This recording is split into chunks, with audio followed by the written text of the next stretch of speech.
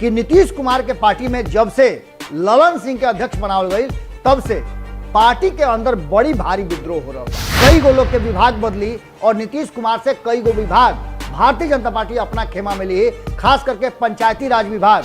औकात बतौले बड़े उपेंद्र कुशवाहा के और साफ तरीका से कहले हा कि काल तकले कहाँ रहो कि अगर भारतीय जनता पार्टी के सत्ता में रहे के बाद, एनडीए के बरकरार रखे के बाद, तो नीतीश कुमार के ही नेता माने के पड़ी, वरना समाप्त। भारतीय जनता पार्टी और नीतीश कुमार के बीच में जो दोस्ती रहे, याराना रहे, वो नीतीश कुमार के अगहर बना के रहे। लेकिन अब भारतीय जनता पार्टी खुद आगे आगे चल लागल और नीतीश कुमार के पिछला सीट पर बैठा दिले बा।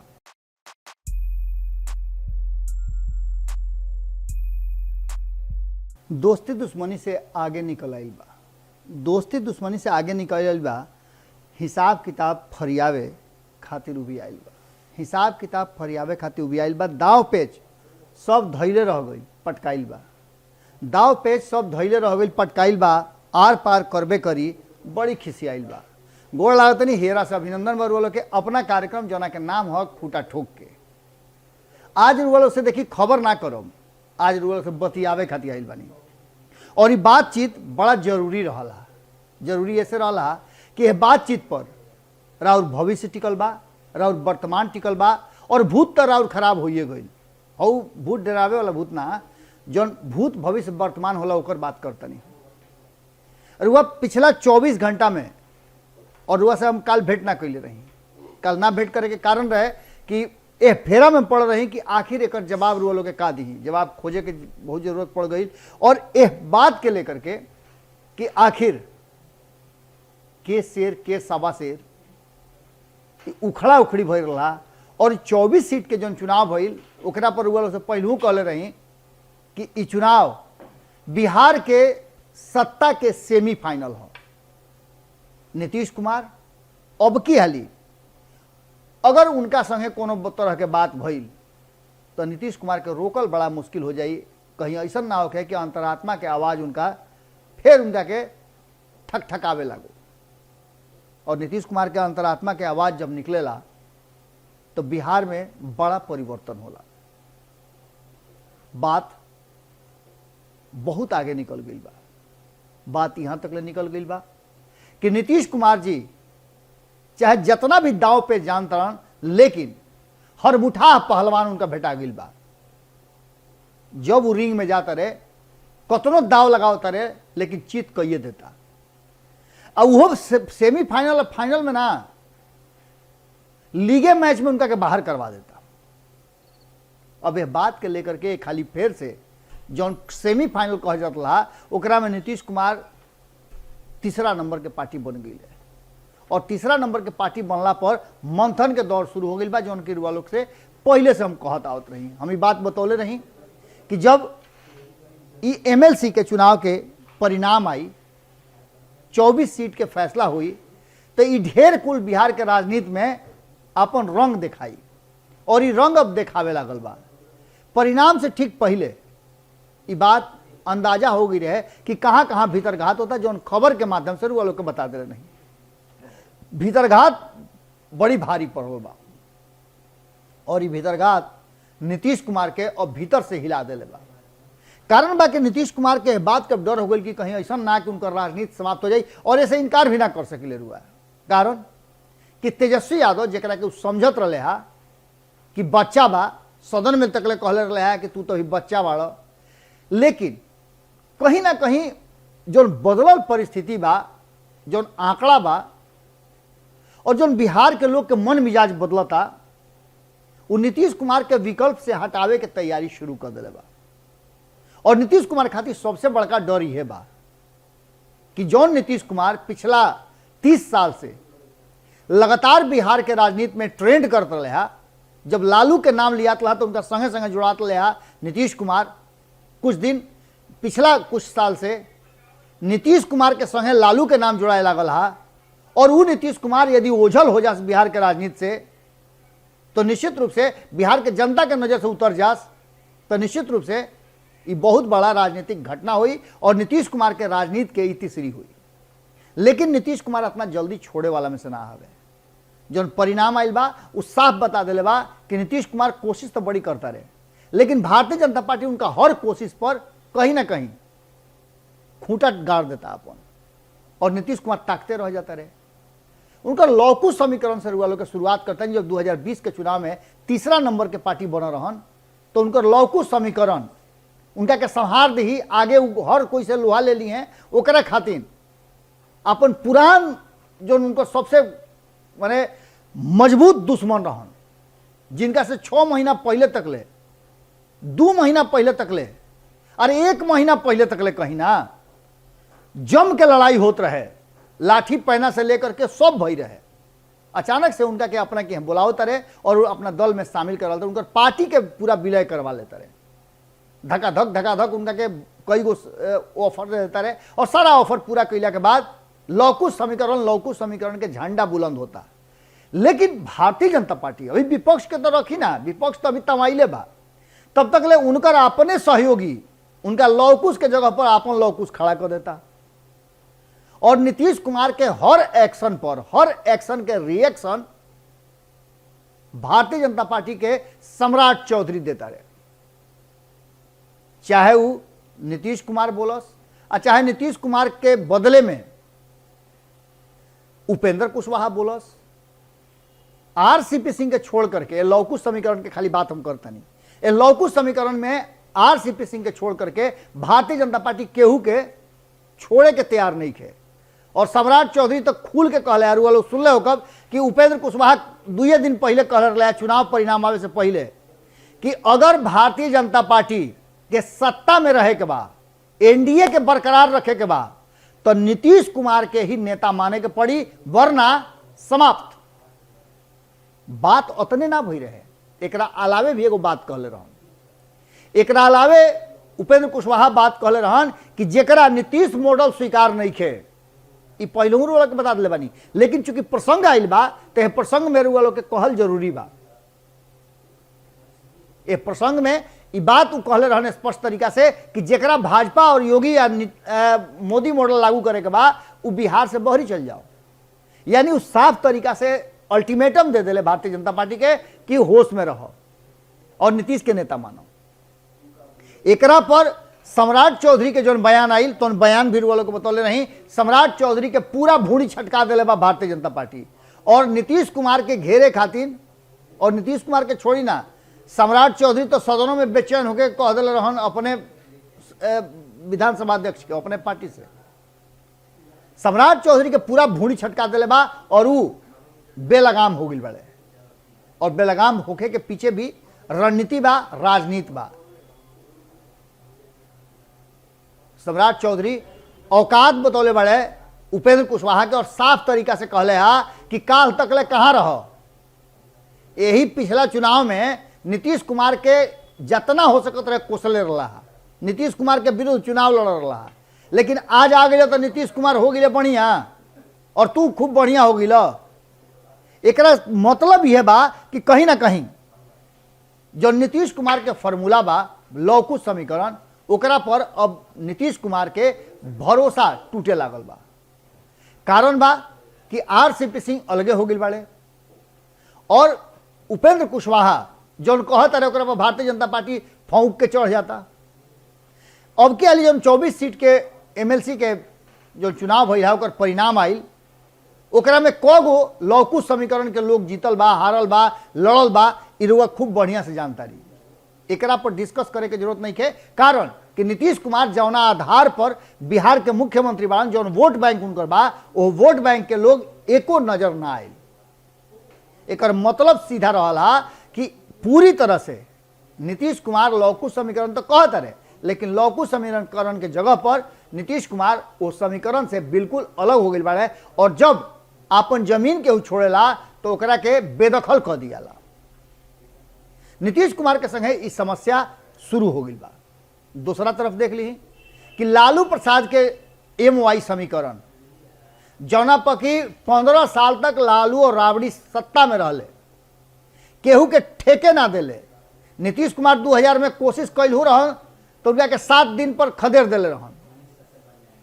ये सारा बात के लेकर के एक बात पक्का हो गई कि नीतीश कुमार के जौन रणनीति रहे वो रणनीति तमाइल जाता। और लालू प्रसाद के पुत्र तेजस्वी यादव लालू के MY समीकरण पर वह देखला होगा कि पंचनामा में एक चर्चा खूब भइल बा। नमन मिश्रा जी पंचनामा में MY समीकरण पर नया समीकरण जो आइल बा BY ओकरा के इतना बेहतरीन ढंग से बतौले बाड़े कि रुआ खाली पंचनामा पर जाके देख ली। रुआ देख ले तो पता चल जाई कि तेजस्वी यादव जिनका के लड़का कहलर रहा, बच्चा कहलर रहा, उनका के एगो बड़ा टक्कर दे दिलस।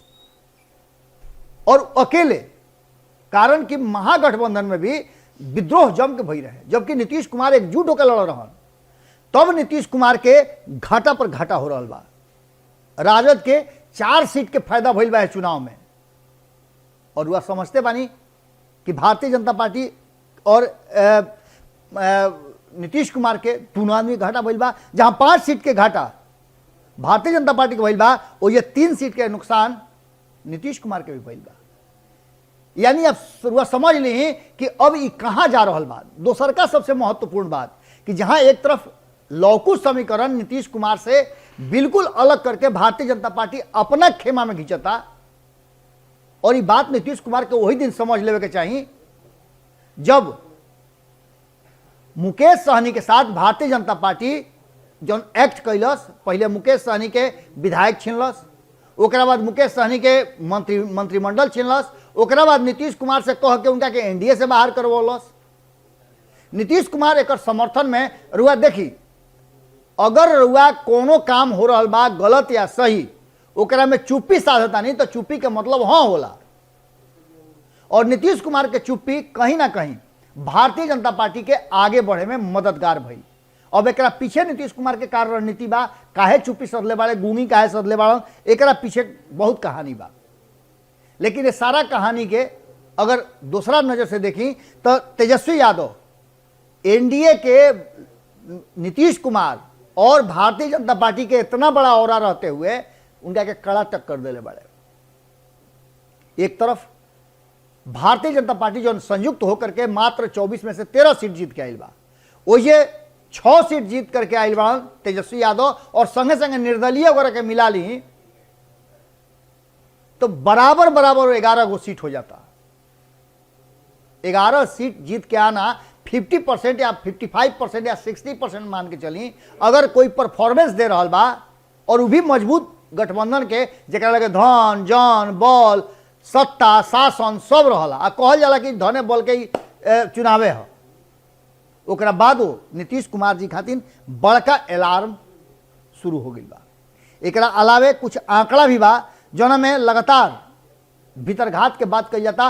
और ये भीतरघात नीतीश कुमार के समझ लिहल चाहत रहे कि 2020 में भई तो आगे चुनाव में कैसे ना हुई। बात बोचहा चुनाव के कर ली जो एगो उपचुनाव चल रहा बा, और यह चुनाव के लेकर के भी जबरदस्त भारतीय जनता पार्टी और जदयू के बीच में खटास पैदा हो गई बा। साफ तरीका पे जहां तेजस्वी यादव लगातार अपन कद बढ़ा रहे बड़े और MY और BY के रुआ के समीकरण बता देता नहीं कि MY मुस्लिम और यादव, हालांकि मुस्लिम और यादव अब की तेजस्वी यादव से बड़ी दूर हो गई बाड़े। हालांकि 10 को सीट दिले रहन 24 में से, लेकिन जीत के मात्र MY समीकरण से एक आइल बाड़े। वो ये सवर्ण समाज तेजस्वी यादव के दोनों हाथ से उठौले बा। 6 गो सीट में 5 गो सीट सवर्ण समाज जीत के आइल बा। यह बात के लेकर के सीधा तौर पे एक बात पक्का साबित हो गई बा कि जो नीतीश कुमार के जिम्मेवारी मिला रहे MY समीकरण के तूड़े खातिर, ओकरा में तो वो असफल हो गई। हालांकि ये गो यादव नीतीश कुमार के पार्टी से भी जीत के आइल बाड़े, लेकिन भारतीय जनता पार्टी और नीतीश कुमार के बीच में जो दोस्ती रहे, याराना रहे, वो नीतीश कुमार के अगहर बना के रहे। लेकिन अब भारतीय जनता पार्टी खुद आगे आगे चल लागल और नीतीश कुमार के पिछला सीट पर बैठा दिले बा, और वो बिना हेलमेट के। यानी कि जरा भी एक्सीडेंट होई तक माथ कपार फुटबे करी, और ये अक्सर फूट रहा बा। ऐसा स्थिति में जो रुआलो से बहुत पहले ही बात कहले रही कि भारतीय जनता पार्टी तेजस्वी यादव के साथ सीधा टक्कर लिहल चाहता, नीतीश कुमार के किनारे करके, और इस शुरुआत लगभग हो चुकल बा। एकरा अलावे एगो बहुत बड़का बात बा कि MOI और BY में एकदम स्पष्ट बा कि जौना तरीका से लगातार तेजस्वी यादव से भूमिहार समाज होके, राजपूत समाज होके, या फिर ब्राह्मण भी होके, उ सारा लोग अब धीरे धीरे सटे के शुरू हो गई बड़े। कारण कि A to Z के जो उनकर आह्वान बा, वो आह्वान पर लोग धीरे धीरे एक स्टेप बढ़ावे लागल बा। जातीय और सामाजिक जो ताना बाना बिहार में बुनल गई बा, वो ताना बाना पर एक हिस्सा भारतीय जनता पार्टी ले लेलस, दोसर का हिस्सा राष्ट्रीय जनता दल के लगे रहे, ओकरा में और प्लस होखे लागल, और नीतीश कुमार के लगे जो लौकु समीकरण रहे वो ध्वस्त होखे लागल। नीतीश कुमार के गुरु हाल फिलहाल में रुआ देखने की केकरा संगे चल गई। दोसर का कि नीतीश कुमार के पार्टी में आपस में द्वंद्व चल रहा बा, और सबसे बड़का बात बा कि नीतीश कुमार के पार्टी में जब से ललन सिंह के अध्यक्ष बनावल गई, तब से पार्टी के अंदर बड़ी भारी विद्रोह हो रहा बा। इस सारा गणना के रुआ देख ली तो इस चुनाव के 24 सीट के चुनाव में जौना तरीका से चुनाव के ठीक पहले RCP सिंह पूरे बिहार में घूम के दौरा कैले रहन, रुआ का बुझाता कि उनका दौरा से नीतीश कुमार के घाटा नहीं के बैल, उनका दौरा से लोग के दिमाग में जो उनका समर्थक रहे हा RCP सिंह के, उनका मन में क्षोभ नहीं के कि RCP सिंह के साइड कर दिहल गई बा, और जो लौकुश समीकरण के ले चले वाला नीतीश कुमार के आखिर ललन सिंह के अध्यक्ष बनावे के जरूरत का पड़ो। बहुत लोग रहे कहल जात रहे कि उपेंद्र कुशवाहा के प्रदेश अध्यक्ष बनावल जाई, राष्ट्रीय अध्यक्ष बनावल जाई, लेकिन कुछ भी ना भइल। हालांकि उपेंद्र कुशवाहा के बड़ा बड़ा स्थान दियल गई बा। इस सब बात के लेकर के एक बात तय नजर आ रहा बा कि जौना तरीका से भारतीय जनता पार्टी और नीतीश कुमार के जोड़ी जैसे जैसे धीरे धीरे फ्लॉप साबित होता, नीतीश कुमार के रणनीति फ्लॉप साबित होता, ओकरा में विपक्ष अब प्लस पॉइंट होके लागल। ए बीच में बिहार के राजनीति अब देश भर में शुरुआत हो गई बा। नीतीश कुमार भारतीय जनता पार्टी के साथ रह करके जौना परिस्थिति, जौना कहल जाला कि जौना दर्द से गुजरता रहे, वो साफ नजर आ रहा बा। इस सारा बात के लेकर के नीतीश के फॉर्मूला फेल होते रचा गई एगो लम्हर खेल। अब ई दोसर खेल जो रचाइल बा, ई खेल का बा, ई वो खुद समझ रहा बानी। बहुत जल्दी भारतीय जनता पार्टी बिहार के मंत्रिमंडल में नीतीश कुमार भले ही मुखिया होकस, लेकिन संजय जायसवाल के बयान होके या फिर अन्य नेता लोग के बयान होके जौन की जिम्मेवार पद पर बाड़े, ये बात के तरफ इशारा कर रहा बा कि नीतीश कुमार अब वो जगह पर नहीं खन, उतना उनका में पावर नहीं रह गई कि भारतीय जनता पार्टी उनका से डराव। और जब भारतीय जनता पार्टी डेराइल बंद कर दी तो निश्चित रूप से नीतीश कुमार के चासबास चलल बंद हो जाएगी।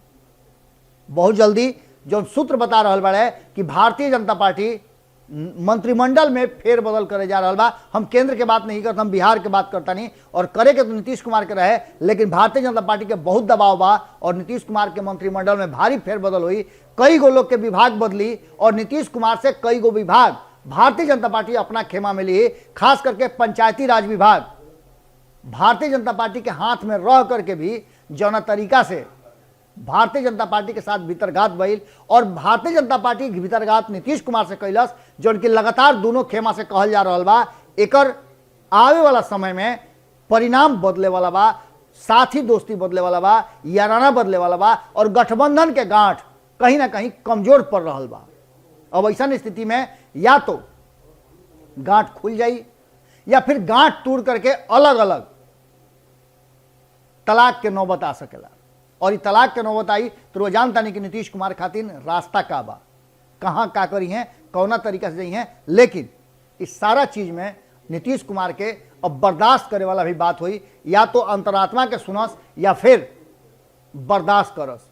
ये दोनों बात नीतीश कुमार के करे के बा, और खास करके नीतीश के फॉर्मूला जो रहे वो पूरी तरह से ध्वस्त बा। बिहार के राजनीति में नीतीश कुमार के फॉर्मूला ध्वस्त होने के मतलब बा कि सीधा तौर पे भारतीय जनता पार्टी के एक स्टेप आगे आना और तेजस्वी यादव के प्रभाव बढ़ना।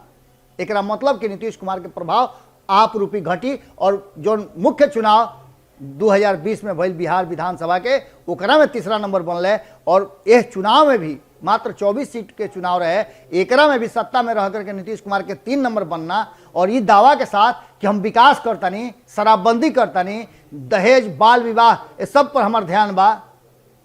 निश्चित रूप से सोचे वाला प्रश्न जरूर बा और एकरे खातिर रुआ से बार बार कहतनी, कई हाली दोहरा देनी कि नीतीश के फॉर्मूला फेल होते, अब दोसर खेल रचाई और दोसर खेल का बा इरुआ के अगला एपिसोड में बताई पूरा विस्तार से।